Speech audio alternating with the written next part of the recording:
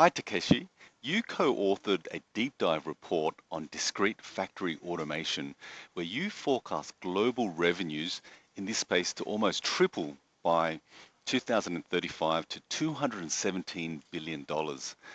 What exactly is discrete factory automation and what's driving all this growth? Thanks, John.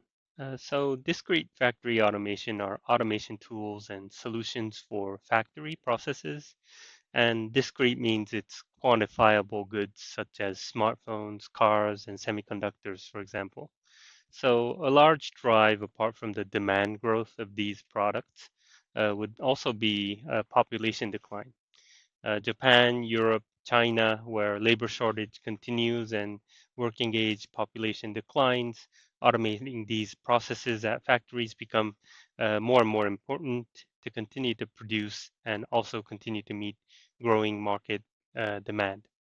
And I guess also end market wise, semiconductors, EVs, there are areas that have higher potential for growth, and those might be areas that could, from an industry standpoint, uh, further push growth as well. Let's discuss Asia's role in discrete factory automation.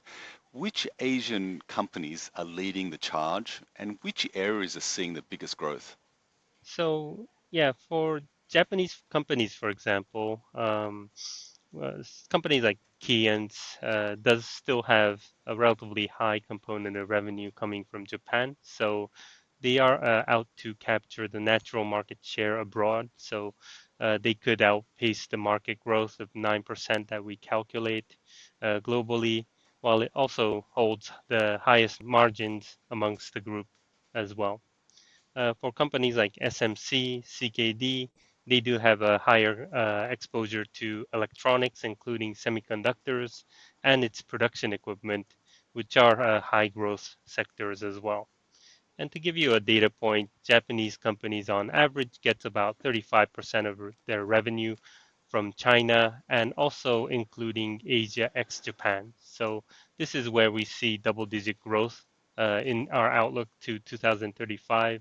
So high growth exposure to these Asia regions is also a positive. We've seen significant improvements in AI or artificial intelligence over the last few years.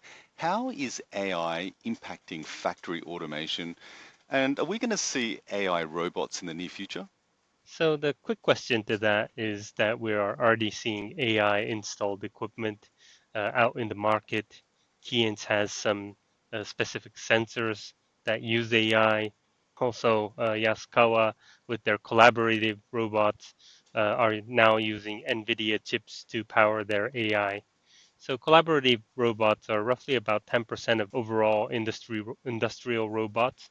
So limited in flexibility, it's been relatively low on penetration up thus far.